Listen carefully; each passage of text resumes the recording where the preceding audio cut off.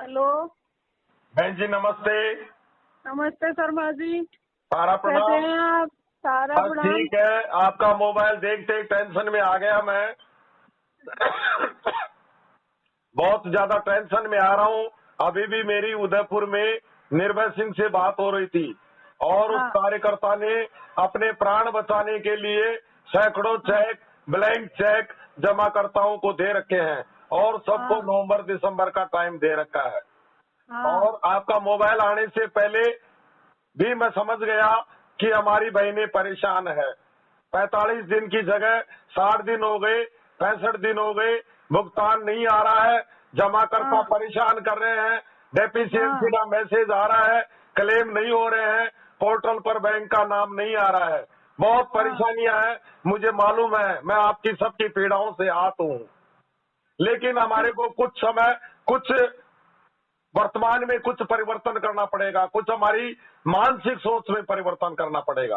प्रत्येक कार्यकर्ता को सबसे बड़ा व्यवधान, सबसे बड़ा हमारे को नुकसान हो रहा है मोबाइल वार्ता के कारण। मोबाइल को बंद करके हर कार्यकर्ता को रात्रिकालीन जूम मीटिंगें होती है, उन जूम मीटिंगों से जुड़ना चाहिए। हर कार्यकर्ता को व्हाट्सएप ग्रुप में पॉजिटिव बातें देखना चाहिए। दूसरी बात, आज हमारी ये दुर्गति हुई है, इसका कारण है सीआरसी कंप्लेंट, आंदोलन, हाँ। यूट्यूबर। क्योंकि हमारा एक तबका, देश का बड़ा बड़ा वरिष्ठ हमको हवा नहीं लगने दिया और उन्होंने 19,500 करोड़ रुपए का भुगतान हुआ सीआरसी में शिकायत करके। आपका रोजगार बंद हो गया था और उसके बाद में फिर दोबारा रोजगार बंद हो गया। तो इस कहानी के कारण तो सबसे बड़ी गलती कहाँ हुई? हमारा ही वर्कर हमारी संस्था के पीछे लग गया।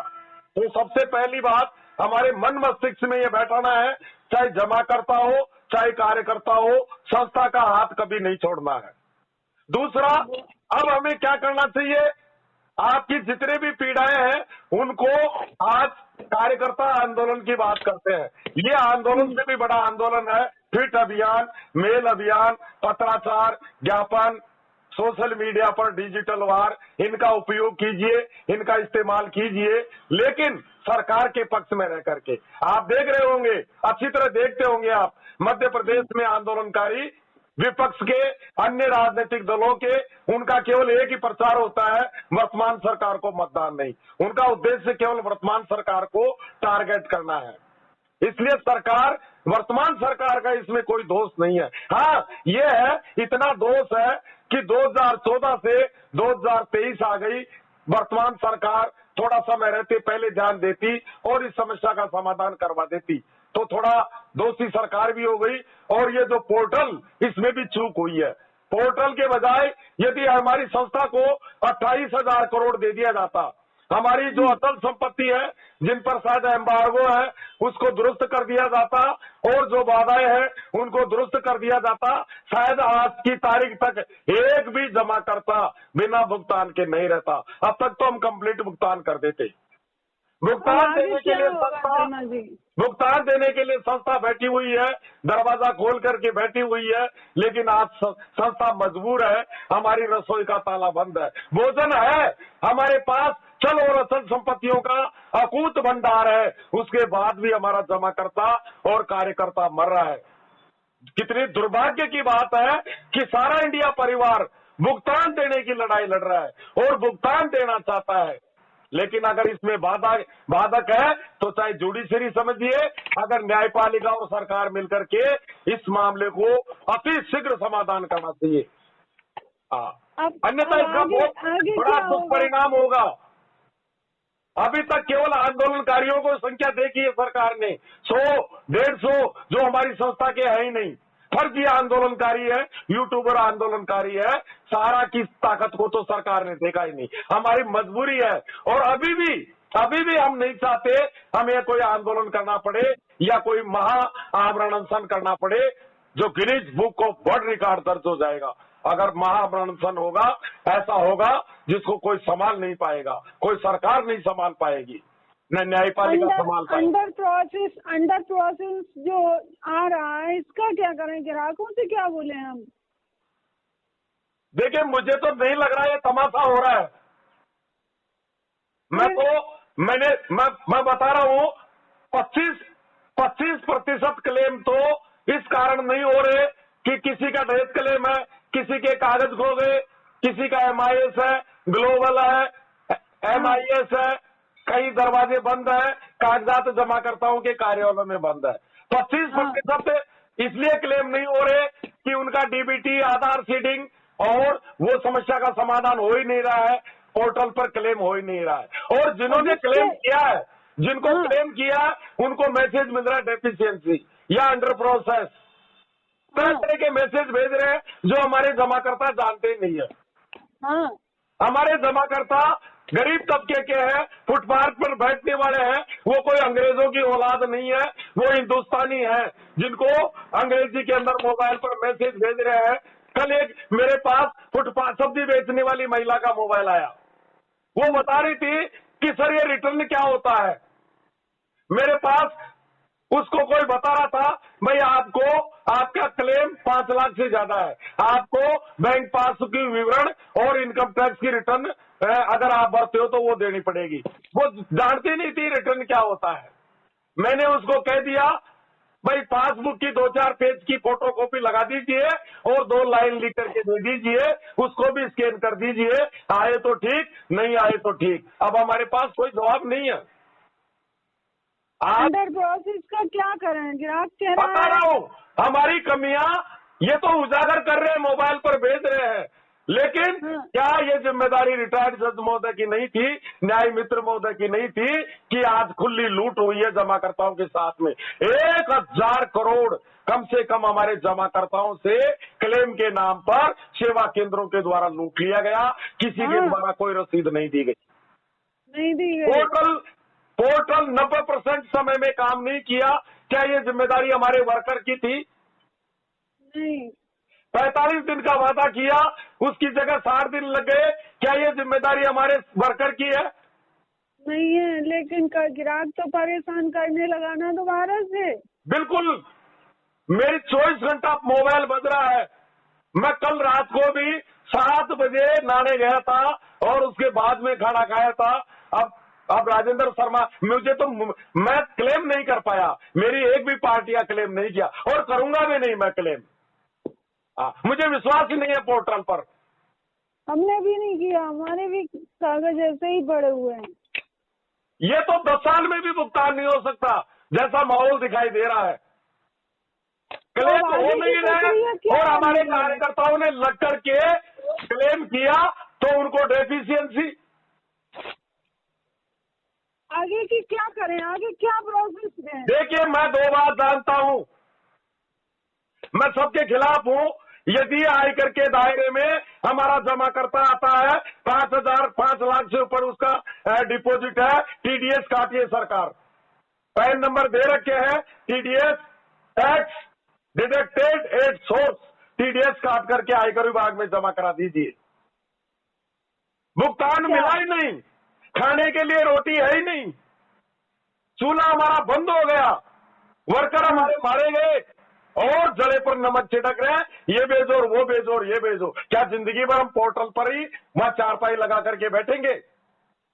क्या हमारा यही काम रह गया? लिए अगर अपन ऐसे बैठेंगे तो कुछ नहीं हो सकता शर्मा। राजेंद्र शर्मा केवल 2 बात जानता है, संस्था को जिम्मेदारी है वेरिफिकेशन की, और वेरिफिकेशन का मतलब केवल यह है संस्था को केवल एक लाइन ओके करना है कि ये हमारा निवेशक है, ये सर्टिफिकेट हमारे दिए हुए हैं और ये पैसा हमारे पास जमा है।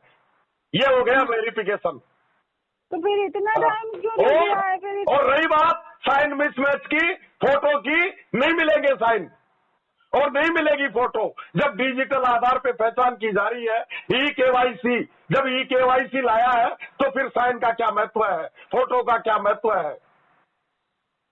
जब हमने बैंक अकाउंट भेज दिया, IFSC कोड भेज दिए, फोटो भेज दिया, सर्टिफिकेट अपलोड कर दिए, फिर क्या कमी रह गई? हम कोई डेफिशिएंसी को पूरा नहीं करेंगे, एक भी डेफिशिएंसी को पूरा नहीं करेंगे। तो आज मजे ले रहे हैं हमारे कार्यकर्ता के साथ में। हमारा कार्यकर्ता भूखा मर रहा है, रोटी नहीं है उसके पास में नहीं है, और आज हमारी संस्था मरी हुई थी। आज आप क्या सोच रहे हो कि रिटायर्ड जज महोदय का सैलरी भी सारा इंडिया परिवार दे रहा है, न्याय मित्र महोदय की सैलरी सारा इंडिया परिवार दे रहा है। और ये जो दिल्ली में अमित शाह जी ने जो भुगतान बांटा गया, जमाकर्ताओं को होटलों में रोका गया, जितना भी खर्चा हुआ सारा इंडिया परिवार का खर्चा हुआ। स्टॉक एजेंसी है, सारा खर्चा हमारा हुआ। पोर्टल बना, इसका भी सारा खर्चा हमारा हुआ। जितना भी वहां बिल्डिंग किराया, टेबल कुर्सी, पानी, बिजली बिल सब हमारी संस्था को वहन करना पड़ रहा है। और आज हमारा वर्कर भूखे मर रहा है। शर्म की बात है ये अंतिम चेतावनी है। मेरे से ज्यादा वर्तमान सरकार का कोई अंधभक्त नहीं होगा। मैं भगवान मानता हूं देश के प्रधानमंत्री को, लेकिन मुझे खुद को दुख हो रहा है कि एक विश्व स्तर की सरकार जिसने पूरे विश्व के अंदर डंका बजा दिया, जिस देश के प्रधानमंत्री को पूरी दुनिया से लूट करती है। और मुझे खुद को अब तक 4 साल में ये विश्वास था कि वर्तमान सरकार 350 बल्कि 375 तक लोकसभा में सीटें ला सकती है। इनका डेवलपमेंट, देश के अंदर विकास इतने हुए हैं, देश के अंदर एक राम राज्य की स्थापना हुई है, इसमें नो डाउट। लेकिन इस सारा से भी विवाद के कारण इस सरकार को बहुत बड़ी हानि उठानी पड़ेगी। इसलिए समय रहते, आज हमारा वर्कर मर रहा है। अभी भी मैं खुले शब्दों में चेतावनी दे रहा हूं, हमारे 3 से 4 हजार वर्कर मारे गए। और यदि इस समस्या का चंद दिनों में समाधान नहीं किया गया तो हमारे लाखों वर्कर मारे जाएंगे, जिसके जिम्मेदार न्यायपालिका और सरकार रहेगी। क्योंकि अब तो और ज्यादा परेशानी खड़ी हो रही है। मेरी बहनों की पीड़ा को देखते हुए मुझे मालूम है, आज मैं सोशल मीडिया पर मेरी हर आवाज सरकार के पास मेल के माध्यम से, ट्वीट के माध्यम से सरकार के पास में जा रही है। और कभी भी मेरे गले में फांसी का फंदा लटक सकता है, कभी भी मैं जा सकता हूं। जब तक राजेंद्र शर्मा जिंदा रहेगा, लाखों कार्यकर्ताओं के मोबाइल आते हैं कि सर आपका बैंक खाता डाल दीजिए, आपके पास घर खर्च चलाने के लिए पैसा नहीं है, आपका आभूषण बिक गए, आपका सब कुछ बिक गया, आपका मान सम्मान बिक गया। लेकिन आप आज मैं कोई ऐप डाउनलोड नहीं करता हूं, मैं आज कोई यूट्यूब नहीं चलाता हूं, कोई लिंक पर आधारित काम नहीं करता हूं। जहां स्वार्थ आता है मेरे ग्रुप के अंदर, वो स्पोर्ट राजपूताना में अगर कोई यूट्यूब चलाता है या लिंक ऐप डाउनलोड कराता है तो मेरे खून खोल उठता है। क्योंकि राजेंद्र शर्मा 15 लाख वर्कर और 13 करोड़ जमाकर्ताओं के लिए निस्वार्थ भाव से काम कर रहा है। हाँ, यदि सरकार मुझे गिरफ्तार करती है, और करेगी, क्योंकि मैं खुले शब्दों में मेरे वर्कर की जिंदगी बचाने के लिए बोल रहा हूं, वो मेरी मजबूरी है। अगर गिरफ्तार हो जाऊं, इसके बाद में पीछे की कहानी मेरे परिवार को चलाने की, और ये जिम्मेदारी मेरे 15 लाख कार्यकर्ताओं की है। बाकी राजेंद्र शर्मा भगत सिंह बनने के लिए तैयार है, और एक एक बहन को चिंता करने की आवश्यकता नहीं है। मेरी भिंड मुरैना की सारी बहनों को सैल्यूट करता हूं कि आपने इतने वर्षों तक जो धैर्य और जज्बा का परिचय दिया और संस्था के साथ में खड़ी रही, सकारात्मक खड़ी रही, ऐसे ही बने रहे। बताइए, अब आपकी बात बताइए। ग्राहक से क्या बोले, सबसे बड़ी परेशानी तो ये है। बिल्कुल 45 दिन की जगह 60 दिन, 62 दिन, 65 दिन हो गए, और जमाकर्ता बार बार मोबाइल कर रहा है। मोबाइल क्या कर रहा है, कार्यकर्ता घरों को छोड़ के जाना चालू हो गए। वही तो, अब क्या करें, उनसे हम क्या बोले, उनको कहाँ भेज दें हम। सुबह सूर्योदय होते ही कार्यकर्ता के घरों पर जमाकर्ताओं की लाइन लग रही है, और नतीजा है हमारा वर्कर 4 बजे घर से उठ करके घर छोड़ के चला जाता है, और रात को 11-12 बजे अपने घर पर जाता है। इस पोर्टल का ये रिजल्ट सामने आया है। जो जिन जमाकर्ताओं को हमने शांत कर रखा था और भुगतान की वो इंतजार में थे, उन जमाकर्ताओं को हमने क्लेम कराने के लिए जगह दिया। अब जमाकर्ता आक्रोशित हो गया, अब पैसा डाल रही है न्यायपालिका, और इसमें हमारी संस्था का कोई रोल नहीं है। सहकारिता विभाग और रिटायर्ड जज महोदय देख रहे हैं, और इसका खामियाजा भुगत रहा है हमारा वर्कर। ये भुगतान दे रहे हैं या पोर्टल पर क्लेम ले रहे हैं, या हमारे वर्कर की जिंदगी जान लेने के लिए तुले हुए हैं। इसलिए डेफिशिएंसी पे रोक लगाइए। दिसंबर तक पूरा पेमेंट देने का बोला था। मुझे तो नहीं लग रहा है, थोड़ा सा लग रहा है ये दिसंबर तक 5000 करोड़ बांटेंगे, और ये जिंदगी भर यही काम चलता रहेगा मतलब, और रो धो करके जमा करता और कार्यकर्ता सब मर जाएंगे मतलब। राजेंद्र क्या जवाब दे? लाखों कार्यकर्ता जमा करता भी मर गए, उनका तो कोई आंकड़ा ही नहीं है।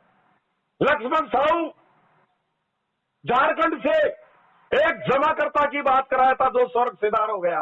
उस जमाकर्ता ने हॉस्पिटल से मुझसे बात की थी कि राजेंद्र शर्मा सर, मैंने मेरी जमीन का टुकड़ा था 5 लाख का, जिसको बेच करके सारा इंडिया में जमा कराया था। मेरे आगे पीछे उनके कोई बेटा नहीं था, उनके पत्नी नहीं थी, घर में केवल 2 मेंबर थे। एक बुजुर्ग व्यक्ति जो हॉस्पिटल में आईसीयू में एडमिट था, वो अपनी बच्ची के पीले हाथ करना चाहता था, जो वो भगवान के पास चला गया।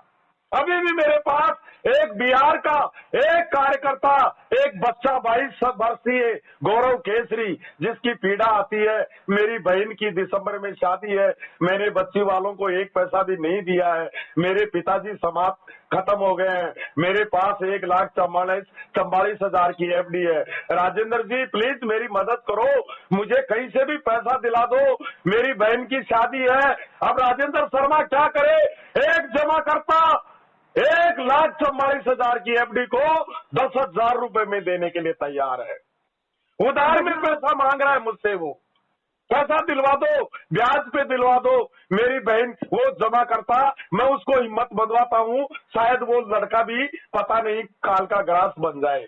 क्या होगा? इतनी पीड़ाएं देख रहा हूँ जिसकी मैं कल्पना नहीं कर सकता हूँ। अब आप समझो, अब बताओ आगे क्या हो सकता है। आप तो कह देते हो शांति रखो शांति रखो, कब तक शांति रखी जाएगी? और रखिए 2 महीने और इंतजार कीजिए।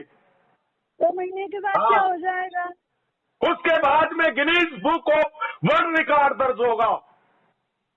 पूरे हिंदुस्तान के अंदर ऐसी आज तक कोई जगह नहीं है जिसके अंदर सारा के जमा करता और कार्यकर्ताओं को एक जगह बैठा दिया जाए। इतनी भीड़ जुटा दूंगा, कम से कम 2 करोड़ सम्मानित जमा करता और 5 लाख कार्यकर्ताओं को आमरण अनशन के लिए, महाआमरण अनशन के लिए बैठा दूंगा। मरणोपरांत या तो न्याय लेकर के उठूंगा या 2 करोड़ जमा करता और 5 लाख कार्यकर्ता वहीं दफन हो जाएंगे। वही तो कह रहे हैं, पूरे विश्व का अभी सारा इंडिया परिवार की ताकत जान नहीं पा रहे हैं, ये गलतफहमी का शिकार हो रहे हैं। जब सारा इंडिया परिवार अगर सड़कों पर आ जाएगा, अगर सड़कों पर तो नहीं आएंगे हम, केवल शांतिपूर्वक आंदोलन करेंगे, भूखे मर जाएंगे क्योंकि मौत तो हमारी वैसे भी होनी है, मुंह पर पट्टी बांध करके मर जाएंगे। और इसलिए जब से सृष्टि पैदा हुई है विश्व में, जब से मानव जाति का उदय हुआ है, जब से लेकर के आज तक न ऐसा कभी महामरणसन हुआ, न होगा और न आगामी समय में होगा। ऐसा एक Guinness book of world record दर्ज हो जाएगा। इसलिए राजेंद्र शर्मा 15 लाख वर्कर की जिंदगी के लिए आज सरकार के खिलाफ, न्यायपालिका के खिलाफ बोलने के लिए मजबूर है। अगर मैं नहीं बोलूंगा मेरी बहनें मरी जाएगी, 3 लाख बहनें मारी जाएगी, मेरे 12 लाख कार्यकर्ता मारे जाएंगे, मेरे 13 करोड़ जमाकर्ता मारे जाएंगे।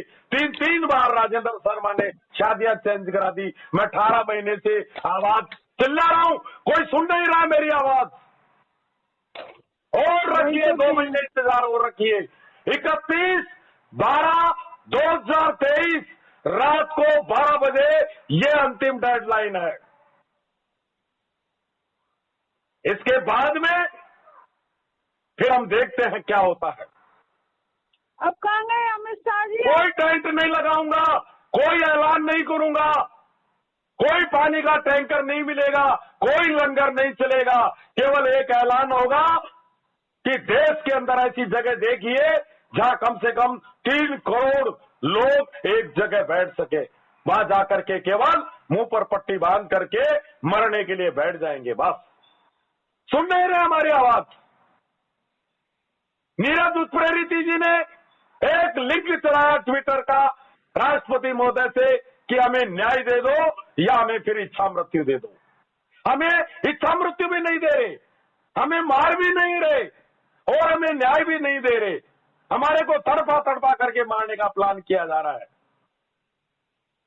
इसलिए मेरी भाई इतना परेशान किया है, कुछ थोड़ी हिम्मत रखिए और जमाकर्ताओं को बताइए कि भुगतान आता है तो ठीक है और नहीं आता है तो ठीक है, क्लेम करके छोड़ दीजिए। बाकी अब हमारी बस की बात नहीं है कि डेफिशिएंसी को दूर करें या बार बार हम वहां जमाकर्ता के पास पैसे है ही नहीं। मैं कहां से कराऊं क्लेम? 500 रुपए पर कागज मैं कहां से दूं? मेरे पास खाने के लिए रोटी नहीं है, मेरा क्लेम कहां से करूं? बिना पैसे मैं क्लेम कहां से करूं? आज तक गाइडलाइन जारी नहीं हुई। आज तक सहकारिता विभाग और रिटायर्ड जज महोदय ने यह नहीं बताया कि किन निवेशकों को क्लेम करना है, डेथ क्लेम का क्या करना है, MIS का क्या करना है, ग्लोबल का क्या करना है, जिनके कागज खो गए उनको क्या करना है, इसका क्या शुल्क है। एसी के अंदर बैठ करके डेफिशिएंसी के मैसेज भेजे जा रहे हैं। अरे रिटायर्ड जज महोदय को, सेंट्रल रजिस्ट्रार महोदय को, जिन्होंने 15 लाख वर्कर के चूल्हे पर चूल्हा बुझा दिया, जिन्होंने हजारों मौतें कर दी, attempt to murder, central registrar महोदय ने हमारे काम पर रोक लगा दी, हमारी राशन सप्लाई बाधित कर दी गई। वही तो कह रहे हैं आप। ये क्या इनकी ड्यूटी नहीं थी? क्या इनको सरकार तनख्वाह नहीं देती है? क्या भारत की राजधानी से उठ करके सेवा केंद्रों पर इनको नहीं जाना चाहिए था? इनको जमाकर्ताओं का फीडबैक लेना चाहिए था, कार्यकर्ताओं का फीडबैक लेना चाहिए था। क्या ये आग मीच करके वहां से बैठे हुए हमारे जमाकर्ताओं से एक एक कागज के 500 रुपए ले लिए गए? क्या ये जिम्मेदारी सरकार की नहीं थी? क्या ये डेफिशिएंसी नहीं थी? वही तो कह रहे हैं, आदमी मर रहा है। राजेंद्र शर्मा कह रहा है कोई डेफिशिएंसी को दूर नहीं करेंगे हम और कोई दोबारा क्लेम नहीं करेंगे, और अब शायद मुझे ऐसा लग रहा है क्लेम भी नहीं होंगे, क्योंकि जमाकर्ता क्लेम कर ही नहीं रहे, विश्वास उठ चुका। जब जिन्होंने क्लेम किया है उनका ही भुगतान नहीं आ रहा तो फिर हम मूर्खतापूर्ण काम करेंगे भी नहीं, हम क्लेम नहीं करेंगे। बहिष्कार पोर्टल।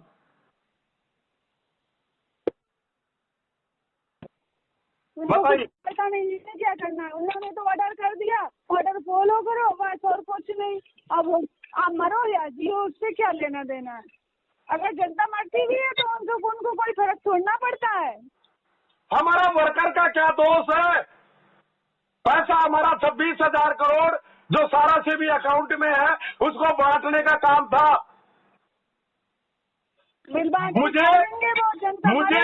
मुझे इस बात का पता नहीं था कि ये रामलीला चलाई जाएगी। मैं तो ये समझता था डिजिटल आधार पे पहचान हो रही है, खाली संस्था केवल 1 सेकंड के अंदर कर देगी ये हमारा निवेशक है, और इसके बाद में जाएगा डिजिटल आधार पे पहचान हो रही है। और रिटायर्ड जज महोदय जैसे प्रधानमंत्री महोदय किसानों को पैसा डालते हैं, एक बटन दबाते ही सारे देश के जमा कर किसानों के खाते में पैसा आ जाता है। मैं ये सोच रहा था ऐसे एक बटन दबाते ही 26,000 करोड़ जमाकर्ताओं के खातों में आ जाएगा। क्या नाटकबाजी हो रही है जब डिजिटल आधार पे पहचान हो रही है? विराट कहता है हमने क्या जमा नहीं किया। संस्था को ये कहना है कि ये हमारा जमा करता है और ये हमारा सर्टिफिकेट है, इसका पैसा हमारी जमा है, बस उसके टिक लगा के भेजना है। और वहां जाने के बाद में केवल रिटायर्ड जज महोदय को केवल पैसे डालने का काम करना है, कोई जांच नहीं। क्या जांच करेंगे? जांच तो पोर्टल ने कर लिया, आधार कार्ड बना, फिंगरप्रिंट के आधार पर, पुतलियों के आधार पर, आधार के अनुसार हमारा बैंक खाता दिखाई दे रहा है, हमारा पैन कार्ड दिखाई दे रहा है, हमारी आधार संख्या दिखाई दे रही है। फिर क्या बॉडी की जांच हो रही है? इसमें नाम का भी कोई महत्व नहीं है। अगर किसी का नाम, किसी जमाकर्ता का नाम मीरा शर्मा है और बैंक में मीरा देवी है और सर्टिफिकेट में मेरा है, इन बातों को भी कोई, मैं इनको बेतुक की बातें मानता हूं। यहां केवल पहचान हो रही है डिजिटल आधार पर, इसलिए इंतजार कीजिए। अभी भी हम आज तारीख हो गई शायद 4 अक्टूबर, और अभी भी अक्टूबर का पूरा महीना है, नवंबर है, दिसंबर है, 3 महीने हैं। एक ढकोसलाबाजी की जा रही है। 1 महीने में सारा इंडिया परिवार भुगतान देने की ताकत रखता है। अब तक तो भुगतान भी क्लियर हो जाते सारे। खाली हमारी एनआई बंद चालू करो, हमारा रोजगार चालू करो। ये 1947 के बाद में सबसे बड़ा तुगलकी डिसीजन है हमारे सहकारिता विभाग का, जिसने 15 लाख वर्कर के रोजगार पर पेट पर लात मारने का काम किया है।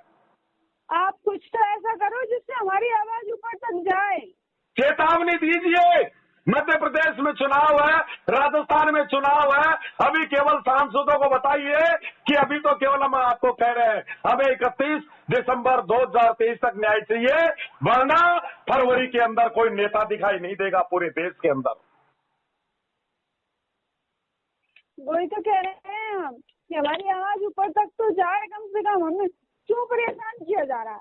पैसा दिया है, कस्टमर ने जब पैसा दिया है तो वो तो लड़ने के लिए आएगा ही, और हमने जमा किया है, कोई अपने घर पे थोड़ी ना रखा है। बिल्कुल, हम हमारे कार्यकर्ता की जिम्मेदारी नहीं है। और बड़ी विडंबना है, संस्था पैसा देना चाह रही है और अवरोध पैदा है सरकार की तरफ से और न्यायपालिका की तरफ से। इस बात को हमारा जमाकर्ता भी जानता है। मैं देश के रेगुलेटर से, देश के चारों स्तंभों से बताना चाहता हूं कि वर्तमान में भी अक्टूबर माह में 1000 करोड़ का व्यवसाय होगा। ये सारा इंडिया परिवार के ऊपर विश्वास है देश के जमाकर्ताओं का। इससे बड़ी हमारी ईमानदारी का क्या सर्टिफिकेट चाहिए? 7 साल से भुगतान नहीं हो रहा, उसके बाद भी 1000 करोड़ का अक्टूबर माह में व्यवसाय होगा। ये बात गवर्नमेंट को बताओ। इसलिए मेरी बहन रूबी जैन, चिंता मत करिए, हिम्मत रखिए और झांसी की रानी बन करके रहिए। हिम्मत रखिए, हमने जमाकर्ता का पैसा नहीं लिया है। हम कहाँ से लाएं? हमने, बता दीजिए साहब, हमने पैसा नहीं लिया है, हमारे घर में नहीं आया है और भुगतान की जिम्मेदारी हमारी नहीं है। भुगतान की जिम्मेदारी हमारी संस्था की है और संस्था 24 घंटा भुगतान देने की लड़ाई लड़ रही है। आदमी तो मारने के लिए खड़ा हो जाता है, अब क्या करे उसको? उसकी भी तो परेशानी है। मुझे मालूम है मेरी बहन, मुझे मालूम है। वर्कर घर छोड़ के चला जाता है, लेकिन मेरी बहनें घर छोड़ करके कहाँ जाए? वो अपने बच्चों को छोड़ करके, अपनी रसोई को छोड़ करके वो कहाँ पलायन करे? हमारे वर्कर तो घरों को छोड़ करके चले गए, लेकिन हमारी बहनें जाए तो कहाँ जाए? वो घर को कैसे छोड़े? आप हमारी आवाज को ऊपर तक पहुंचाएं। और दूसरी बड़ी समस्या, आपके भिंड, मुरैना, जावरा, विशेषकर जैन समाज के लाखों कार्यकर्ता है और वो कभी गाली गलौज, अहिंसक ऐसी गतिविधियों को उन्होंने जीवन में, जैन समाज के ऐसे संस्कार नहीं है। मुझे मालूम है जैन समुदाय के ज्यादातर वर्कर ने करोड़ों रुपए का भुगतान कर दिया। हमारी जमीनें बिक गई, हमारे कार्यकर्ता, मैं बता रहा हूं, परिवार के परिवार तबाह हो जाएंगे। मतलब सरकार अगर खड़ी नहीं हुई और होगी, आप चिंता मत करिए, सोशल मीडिया पर धूम मचा दीजिए। मतलब सरकार खड़ी होगी और ये पोर्टल भी धराशायी होगा और आपको फ्रंट पे लाना पड़ेगा। सरकार को न्याय देना पड़ेगा। अब हमारी इज्जत का सवाल हो गया है। तो कह रहे हैं शर्मा जी, कुछ एक भी कार्यकर्ता अगर मर गया, उसका जिम्मेदार सहकारिता विभाग और जुडिशरी है। एक भी कार्यकर्ता अगर काल का ग्रास बन गया तो समझ नहीं आ रहे कार्यकर्ताओं को। भुगतान को लेकर के मेरे कार्यकर्ता को डॉक्टर ने एंजियोप्लास्टी लिख दी। मेरे ही सेक्टर की बात बता रहा हूं मैं आपको। एक JR Meena, chief field manager royal true, जो आज 3 साल से 4 साल से चारपाई पे पड़ा हुआ अपने घर पर, केवल 7 फुट का नौजवान था, हष्ट पुष्ट, और जो आज चारपाई को पकड़ लिया है केवल किस लिए? मानसिक डिप्रेशन के कारण। अब क्या करे, आदमी परेशान करता है तो क्या करे? लाखों कार्यकर्ता मौत की कगार पर खड़े हैं अब मैं किस किस का मोबाइल उठाऊं? रमेश चंद डूंगरपुर के कार्यकर्ता है, लगातार मोबाइल करते हैं। मुझे मालूम है बहुत परेशान है। उन्होंने 20 लाख रुपए का जमाकर्ताओं को अपने प्राण बचाने के लिए 20 लाख रुपए का भुगतान कर दिया। वही तो कह रहे हैं, घर में कुछ बचा नहीं है, अब क्या करें बताओ आगे। हिम्मत रखिए मेरी बहन, हिम्मत रखिए। जब तक राजेंद्र शर्मा के शरीर में एक एक बूंद का कतरा रहेगा, जब तक किसी भी बहन और भाई को घबराने की आवश्यकता नहीं है। अगर फांसी के फंदे पर चढ़ने की नौबत आएगी तो लाल किले के मैदान पर राजेंद्र शर्मा फांसी के फंदे पर भगत सिंह बनने के लिए तैयार है, लेकिन मेरे एक भी भाई और बहन को नहीं मरने दूंगा। हाँ, ये मैं खुली चेतावनी दे रहा हूं, यदि मुझे सरकार गिरफ्तार कर ले, यदि मुझे फांसी के फंदे पर लटका दे, तो जब तक मैं जिंदा हूं, जब तक मेरे परिवार की जिम्मेदारी मेरी है। मैं महाराणा प्रताप का वंशज हूं, क्षत्रियों की भूमि को बिलोंग करता हूं, घास की रोटी खा लूंगा, लेकिन कभी किसी कार्यकर्ता के आगे भीख नहीं मांगूंगा। लेकिन यदि मैं चले जाऊं तो पीछे मेरा सहारा नहीं है। वो जिम्मेदारी कार्यकर्ताओं की है, मुझे न्याय दिलवाने की, बाहर निकालने की जिम्मेदारी कार्यकर्ताओं की है। और यदि भगत सिंह की तरह फांसी के फंदे पर लटकना पड़ जाएगा तो मैं लटक जाऊंगा, मेरी आंख से एक भी आंसू नहीं आएगा। एक देशभक्त परिवार के लिए यदि एक देशभक्त का बलिदान होता है, इसके लिए मेरे कोई गर्व की बात नहीं है। ठीक है बहन जी, हिम्मत रखिए, हिम्मत रखिए। आप कोई जमा करता तंग करता है, राजेंद्र शर्मा का मोबाइल दे देना। ठीक है शर्मा जी। लेकिन हिम्मत रखिए, चाहे नीतू जैन हो, चाहे रूबी जैन हो, चाहे मोनिका जैन हो, चाहे सुनीता जैन हो, मेरी एक एक बहन को हिम्मत रखना है, धैर्य को नहीं खोना है, आत्मविश्वास में कमजोर नहीं होना है। जो विधि का, जो राम जी ने विधि की रचना कर दी, जो हमारे तकदीर में लिखा हुआ है, वो सब कुछ होगा। ऐसे कब तक सहन करेंगे? कुछ तो आगे कदम बढ़ाना पड़े, कब तक सरकार के ऊपर बैठे रहेंगे? करेंगे करेंगे, सरकार की गलतफहमी है। अभी तो सरकार ने केवल यूट्यूबरों को और संस्था से, कुछ राजनीति से लिप्त लोगों को देखा है, मुट्ठी भर लोगों को। सरकार की गलतफहमी है। सारा का वर्कर अगर सरकार को दिखाई देगा तो जहां तक न्यायपालिका की आंखें और सहकारिता विभाग की आंखें हैं, 10 किलोमीटर, 20 किलोमीटर, 30 किलोमीटर तक उनको दिखाई देगा। जहां तक सारा ही सारा दिखाई देगा, पूरा देश सारामयी हो जाएगा, पूरा विश्व हिल जाएगा, पूरा ब्रह्मांड हिल जाएगा जब सारा इंडिया परिवार अगर सड़क पर आ गया तो वही तो हम बता रहे हैं आपको, कोई कम छोड़ना है। कितने लोग मर रहे हैं, सभी लोग तो आगे आने के लिए सभी तैयार हैं शर्मा जी। ऐसा बिल्कुल सही है, सही है। चारों तरफ से मुझे आवाज मिल रही है कि केवल ऐलान कर दीजिए, सारा इंडिया परिवार का एक एक कार्यकर्ता आपके साथ खड़ा है। मरने नहीं दूंगा, आप चिंता मत करिए, एक भी कार्यकर्ता को नहीं मरने दूंगा। मुझे आज भी दिन है, एक बहन रक्षाबंधन के दिन हरियाणा की बहन मर गई थी, मैंने उस दिन रोटी नहीं खाई थी। रक्षाबंधन के पवित्र त्योहार पर एक बहन का बलिदान हो गया, 4000 मौतें हो गई और लाखों हमारे जमाकर्ता भी मारे गए 7 साल के इतिहास में। जांच कर लीजिए सरकार। और उसके बाद में हमें न्याय नहीं मिला। न्याय कोई है ही नहीं, केवल इतना सा है, भाई तुम्हारी जिम्मेदारी तुम जानो और तुम्हारा काम जानो, जय हिंद, सारा प्रणाम, इतना सा ही काम था। एक नाटकबाजी चल रही है, बेईमानी करने की सोच रहे हैं, सरासर दूसरे का पैसा हड़पने की सोच रहे हैं। अरे जिसका पैसा है उसको दे दो, काम खत्म करो बस। सारा इंडिया परिवार अजर-अमर संस्था है और देश के चारों रेगुलेटर कान खोल के सुन ले, सारा इंडिया परिवार का बुरा करने वाला अभी पूरे ब्रह्मांड में पैदा नहीं हुआ। हाँ, इसकी जड़ें इतनी गहरी है, कल कई देश में भूकंप के झटके लगे थे, अगर भूकंप भी, प्रलय भी आ जाएगा तो भी सारा इंडिया परिवार विचलित नहीं हो सकता। इतनी मजबूत, इतना हमारा जनाधार मजबूत है। वही तो कह रहा है। और निकालिए समय, और महीने 2 महीने इंतजार कीजिए। हाँ, फिर देखिए, जहां अंगद का पांव जिस जगह जमा दिया जाएगा वहीं सुप्रीम कोर्ट रहेगा, वहीं सरकार रहेगी और वहीं न्याय होगा। फिर इंतजार किस बात का कर रहे हैं हम? और एक बार चेतावनी जरूरी है, सरकार की आंखें खुल जाए एक बार, सरकार तो पागल क्योंकि समझ हम रही है। देशभक्त हैं, हम देशभक्त हैं, हमारी संस्था के संविधान से हम बंधे हुए हैं। लेकिन आज हमारे सामने मुझे 15 लाख वर्कर की मौत दिखाई दे रही है, इसलिए यदि संविधान को भी तोड़ना पड़ जाएगा तो हम तोड़ सकते हैं। जय हिंद, सारा प्रणाम। हाँ,